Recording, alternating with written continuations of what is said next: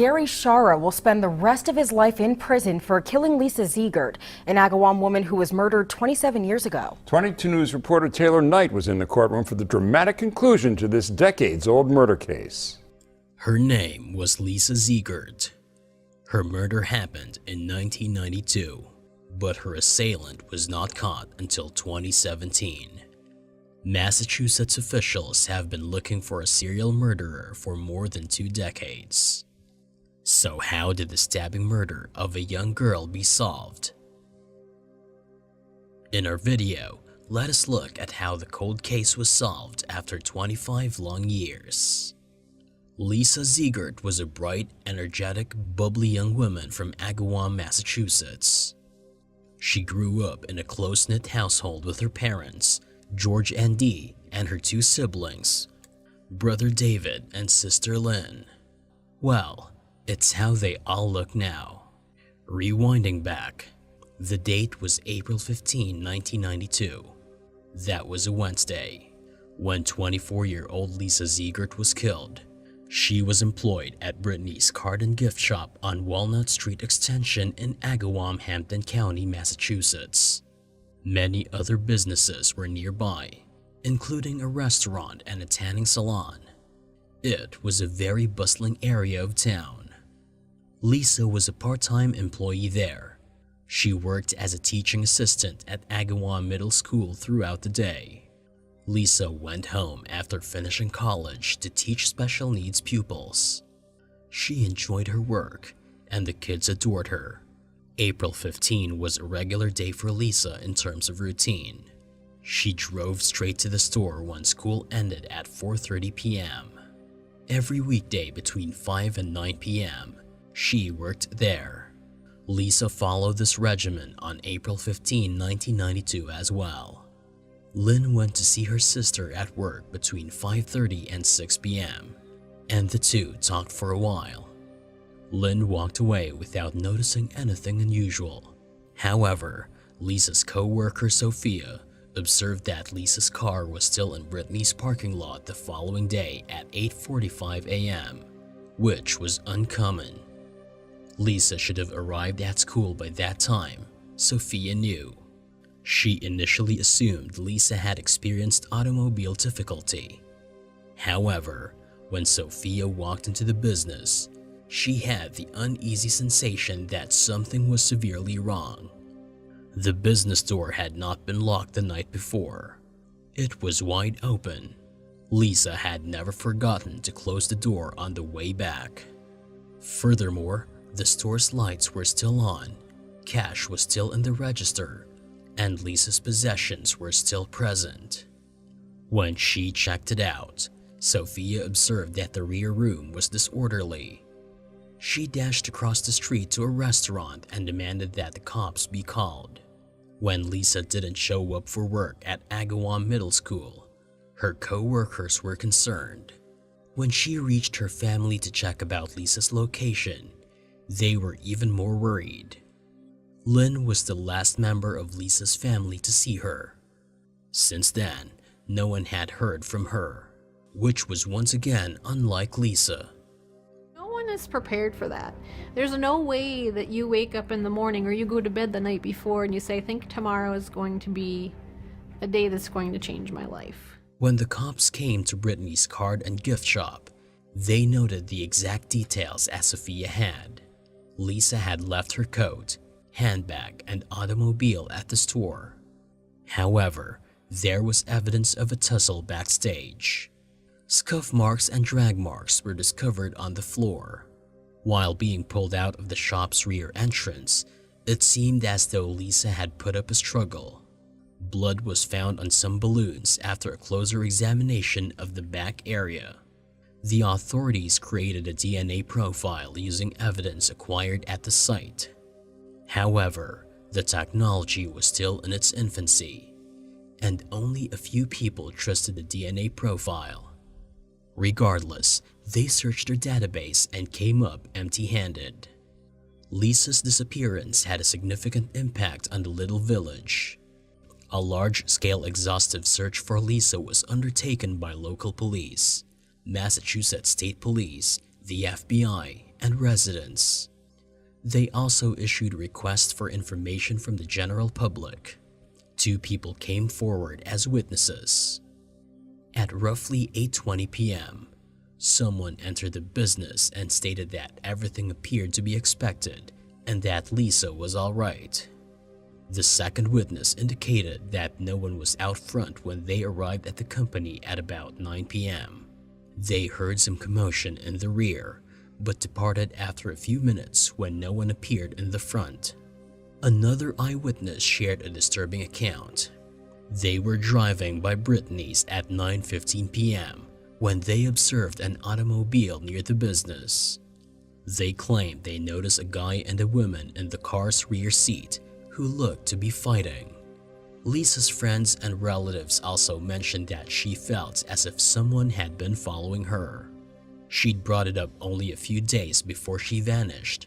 The Agawam community never stopped looking for Lisa, expecting to find her alive. Instead, Lisa Ziegert's corpse was discovered off Route 75 in a highly forested region 4 days after she vanished. She was discovered half-dressed and with severe knife wounds all over her body, having been attacked. She also had defensive wounds on her wrists and arms, indicating that she put up a good fight. The finding shook the community to its core. Immediately, rumors began to circulate. According to the community, Lisa's murderer had to be a local because no outsider would have been able to locate her body. Everyone became a suspect quite quickly. Lisa's family and friends, as well as her boyfriend and his housemates, are all involved. Police began questioning several suspects, ruling them out one by one. Everybody was a suspect, and no stone was left unturned in the investigation. However, the probe was constantly blocked. Women would send information about their husbands, dads, siblings, lovers, and other male relatives, alleging that they were Lisa's killers. Every tip was investigated by the police, who frequently discovered that the call resulted from an altercation or quarrel. In the early days of the inquiry, investigating so many guys took up a lot of time. Finally, the case was presented to Unsolved Mysteries a year later. The community believed that the increased attention would draw attention to the matter and ideally result in its resolution. The broadcast featured many of the same suggestions as the previous time, focusing on a family friend of the Ziegerts, who is also a prominent part of the community. The case became cold as the tips dried out. When advances in DNA technology enabled new procedures to be used decades later in the inquiry in 2016, the case received renewed interest. A composite sketch of Lisa's murderer was created using DNA phenotyping. It's the face of a killer. It's hard to say, but his face is one. It allowed for the determination of some characteristics of Lisa's assailant. The drawing rekindled interest in the inquiry. Everyone in the Agawam neighborhood assumed they recognized the sketch. And once again, a close family acquaintance was implicated. The police decided to compile a list of suspects a year later in 2017. Suspects had been invited to provide DNA samples during the inquiry to match their profile of Lisa's murderer. Only 11 guys remained who had refused to furnish DNA samples freely. Police acquired a court order to gather the samples from these guys after a grand jury procedure. Gary Schara was not at home when police arrived to serve him with a court order. They gave his roommate the order and a card and ordered them to have Schara phone them when he came home. Schara has been a figure of interest since the inquiry began.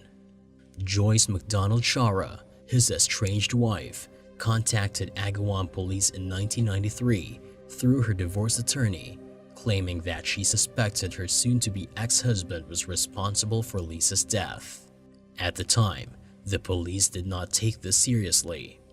Schara's divorce attorney called the cops and told them she was just a resentful woman seeking to get back at her ex. According to the attorney, Joyce had been battling substance abuse, and she shouldn't be taken seriously. Joyce's tip was thrown into the pile because the probe was rife with jilted women phoning phony leads. Gary Schara, however, was not the last person they heard from. Police hauled Schara for more questioning in 2002 to make sure she was still alive. Schara seemed unconcerned and comfortable. He declined to submit a DNA sample, just as he had in 1993. His logic, on the other hand, stood out. He remarked that cloning was something he was terrified about. With a shake of their heads, the investigators released him. He was hauled in again in 2008 with the same explanation. They were following up on everyone who hadn't provided a DNA sample. Schara appeared relaxed, kind, and approachable once more. He complained during the interview that his name was only on the list because of his ex-wife and that she shouldn't be trusted. His actions, on the other hand, garnered notice. Schara kept his composure and sat quietly. He didn't reach for anything and didn't take a step forward. He was careful not to leave his DNA or prints on anything unintentionally. The investigators thought this was peculiar at the time, but they now knew why. Gary Schara vanished a day after they visited his roommate. His girlfriend stopped by the station to say she'd located his possessions in the house, but he was nowhere to be found. He'd only left 3 letters behind: a confession, a final will, and an apology to the Ziegerts.